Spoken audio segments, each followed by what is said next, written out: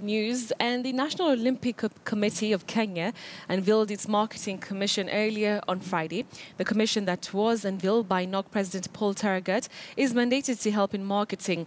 The commission includes Mohamed Nyauga, the Central Bank Chairman, Donald Kipkorir, Senior Counsel, Kenya Private Alliance Trustee Patrick Kombat, Barclays Bank of Kenya Marketing Director Caroline Dungu, Emma Miloyo, and IMG Communications Peter Gisharu.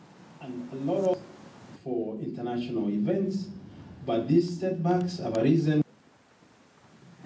We shall allow for photographs now.